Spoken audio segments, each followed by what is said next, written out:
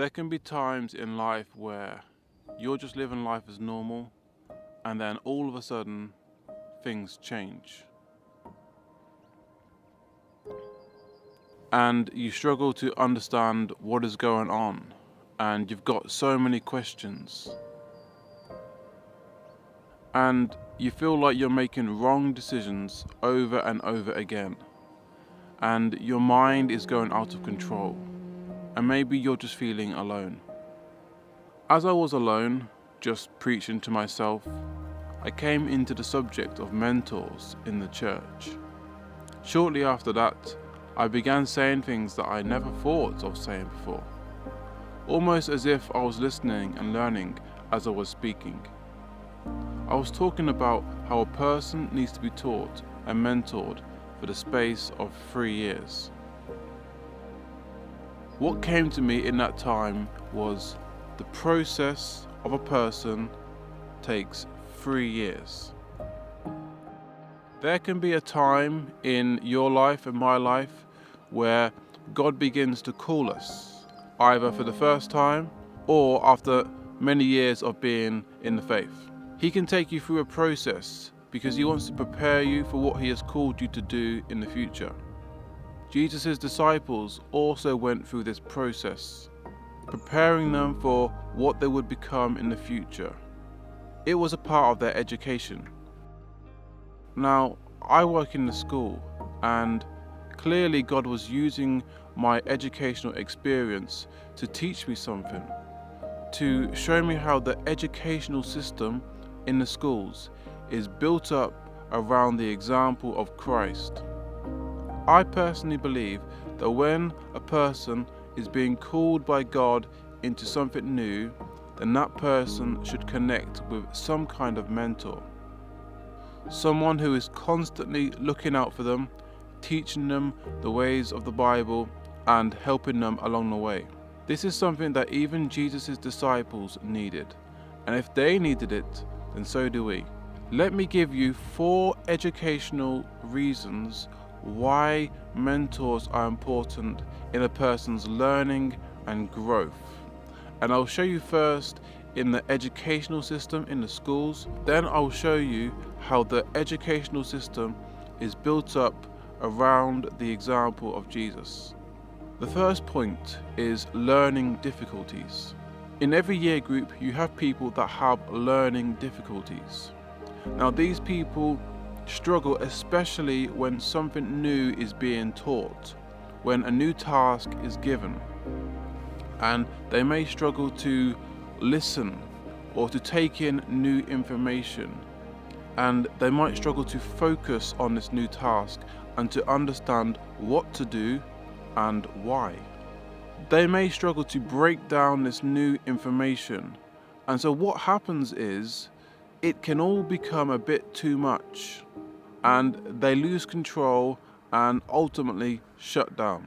Then, instead of putting up their hands and asking for help, they act like they know what they're doing, and in so doing, they fail. These types of people need a mentor. They need someone to break down this new information to make it understandable. They need someone to help them focus on this new task. They need someone to give them step-by-step instructions and help. They need someone that will help them to succeed. Now, the truth is, if these types of people do not have a mentor, then they will most likely fail in this new task that has been given them. So it can be with you and me. When God has taken us through a process, He will be teaching us something new. We can be receiving new information and new tasks, and we can also have those learning difficulties. And we struggle to understand what is going on, and we struggle to keep up with all this new information and all these new things happening. And sometimes it can be too much and we lose control. And instead of putting up our hands and asking for help, we put our heads down and we act like we know what is going on, and we pretend like we know what to do, when in reality, we are completely lost. The truth is, people with learning difficulties can disappear into the background and get completely lost without anyone recognizing them when they do not have a mentor. So it can be with you and me. Sometimes we can disappear into the background and no one even recognize that we're not even there when we do not have a stable mentor. A class is given a mentor for the space of 3 years, and in those 3 years, that mentor will shape the students to become successful in their education. One of the roles of a mentor is to shape the person they are looking out for. The truth is, a class without a mentor will lose shape. They will lose control. So, for example, I knew a class that went through 3 mentors within 3 years. The first year, the class was great. There was order, they were focused. But towards the end of the first year, their mentor left them. In the second year, they received a new mentor, and I noticed that they began to lose shape, they began to lose control, they became noisier and less focused. The same thing happened in the third year. They lost control, they became less focused. Halfway through the third year, that mentor left them. So in the end, the class made up their own rules, their own ways of doing things, and they were completely out of shape, completely out of control. They decided what was right and what was wrong. They lost shape. So it can be with you and me when we are going through our education, through our process. We need to be shaped, because if we are left without a stable mentor, we will make up our own ways of doing things, and in the process, we will make many mistakes. When we do not have someone setting boundaries, we can lose control, we can lose shape. This is a very important role of a mentor, to keep the person in shape so that they do not lose control, so that they have structure and order as they are going through their process. Performance. The class teacher will make sure that every student is up to speed with their grades, making sure that they are not failing in any of their classes. They will also prepare them for the future by sending them out and getting work experience. A good mentor, if they see that their student has not found a place to get work experience, they will go to that student and say, look, I noticed that you have not found a place to get experience. I'm going to help you, because I understand that experience is important. You need work experience. So I'm going to help you find work experience. So a mentor will make sure that a person is not failing in any area. And they will also see the importance of giving that person personal experience, to see that person's giftings and abilities, and to send them out to begin to use these giftings, use these abilities, either in the church or even outside of the church, giving them experience, building relationships. A mentor, over the course of the 3 years, will build up good relationships with each of the students, becoming comfortable with each of them, knowing how they work, knowing how to communicate with them, knowing how to get the best out of each student. So it is when we are going through something new. A stable mentor builds up a strong relationship where both understand each other, where the mentor understands how the person thinks and operates, and how to communicate with that person and to help that person in the best way possible. Now, let me root this in Scripture. Jesus was a teacher. Jesus was called rabbi. Now, a rabbi basically means a master or a leader who can teach, a leader in teaching. Jesus was a leader who could teach. He was a teacher. And when we look at dates, times, and events in the Bible, we can see that Jesus had his students for around 3 years. Jesus was a mentor for around 3 years, and he is our ultimate example of mentorship in the church and what it can look like. Now, Jesus, he went around and he preached and he taught thousands of people, but he took special care for 12 people. He mentored just 12 people. Now, this gives us a very important picture of how important close contact is with just a few people. Let me go back to the 4 reasons why mentors are important and show you how these are taken from the example of Christ. Now, Jesus was a mentor for his 12 disciples, and in those 3 years, his disciples saw and heard him preach and teach to thousands of people. But they didn't just get to hear him. When he had finished teaching, his disciples got the opportunity to ask questions. They had learning difficulties in their process.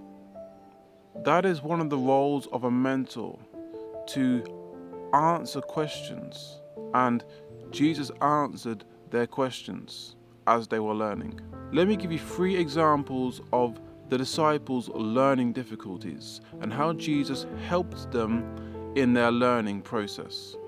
In Luke chapter 11, it says that Jesus was praying and his disciples saw him praying. And it says that one of them, when they saw Jesus praying, they asked him, "Lord, teach us to pray." Now, clearly they knew how to pray, but they noticed something different with the way Jesus prayed.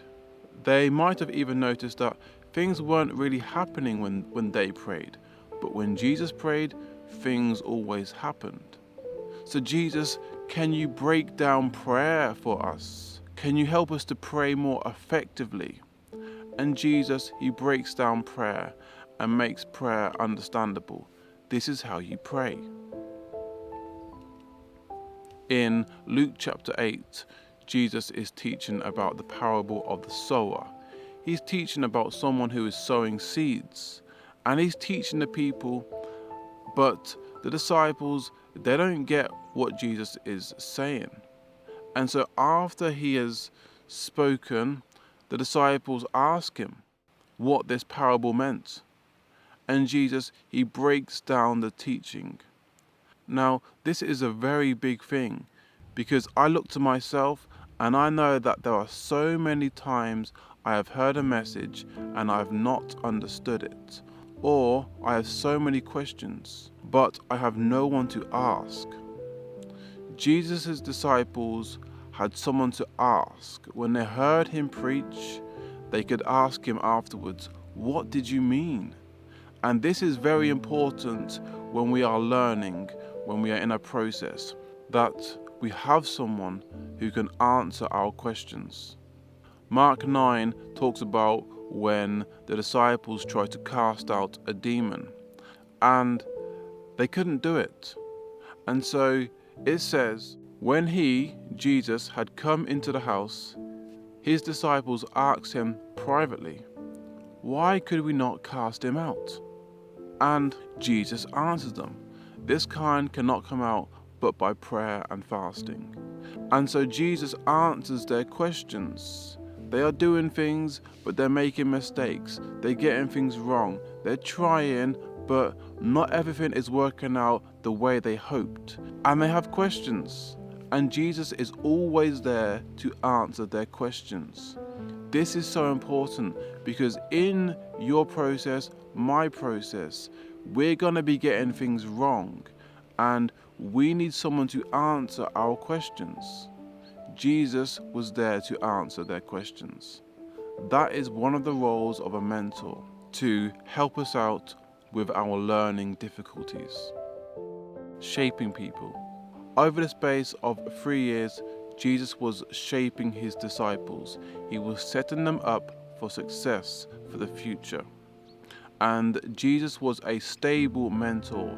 He did not leave them over the course of the 3 years. He did not hand them over to someone else. He was with them for 3 years, shaping them, giving them structure, and helping them along the way. Performance. Jesus helped his disciples out whenever they were failing. When they were failing, Jesus was there to help them out, to make sure that they will succeed in every task, to pick them up and to set them up for success. He also saw the need for experience. And so after some time of him teaching them and shaping them, what did he do? He gave them work experience. He sent them out on a mission trip. He knew that they probably wouldn't send themselves out on a mission trip, so he sent them out. He made sure that they got experience because he knew that experience was important for their future. And so he blessed them, he gave them power, and he sent them out on work experience. Jesus knew that experience would help them to grow. It was a part of their education. Building relationships. Jesus built up a stable relationship with his disciples, and they became very close and comfortable with each other. It says that there was one leaning on Jesus' bosom when they were eating together. Now, this was John, and as they were eating, John was so comfortable with Jesus that he could lie down on the chest of Jesus. He was cozying up to Jesus. That's how close they were to Jesus. Jesus had built up their trust and built up relationship so that they were comfortable with him. They could talk with him. They could communicate with him. They could share things with each other. Jesus had built up a good, strong relationship with them so that they never felt alone in their process. Jesus was always by their side, and they always felt loved. Even though they may have felt hate from the world, they knew that they were loved. They knew that they always had someone by their side that loved them whilst they were in their process. Now, let me go back to the educational system. What happens after 3 years with the mentor? The mentor lets them go. The mentor has now done their bit. They have taught them. They have answered questions. They have shaped them. They have helped them to perform. They have helped them when they have failed. They have given them practical tools which they have needed and given them experience, and they have built up good relationships with them. After doing all that, they have done their bit and they let go. Now the students are ready for the next level. Jesus done the exact same thing. After teaching them and answering questions, helping them out with their learning difficulties, after shaping them and giving them experience and building up a good relationship with them, after setting them up for success, what does he do? He lets them go. He's done his bit. He's done his role as a mentor. He's been a good, stable mentor, and he's helped them in their process. And he has set them up for the next chapter in their life. This is the first part that came to me as I was by myself. At some point in our lives, we are all going to need some kind of mentor to help us go through the process that God is taking us through. It doesn't mean that you are weak. Even Jesus' disciples were in need of mentorship. They were in need of help and support from Jesus as they were being prepared for the future. They needed him. They needed him for the space of 3 years. Many times, we try and live this life without any kind of help, without any kind of mentor. What we do is with our learning difficulties, we often put our heads down and we pretend like we know what is going on, and we pretend as if things are okay when they're not. So put your hand up and ask for help and say, I need help. Say to God, I need help. I don't understand what's going on. I don't understand all these new things that are happening to me. Help me understand. This is why God gave us church, so that we can help each other, so that we can build each other up. God doesn't want you to go through your process completely by yourself. He wants you to connect with other people and to learn from other people. I speak this based on first-hand experience. When a person goes through a process, if they do not have a stable mentor, they can very easily lose control. They can lose shape. They can make many mistakes. They can go the wrong ways. A stable mentor will help that person, will help you through your process. If Jesus' disciples needed a mentor, then so do we. That's the example of Christ.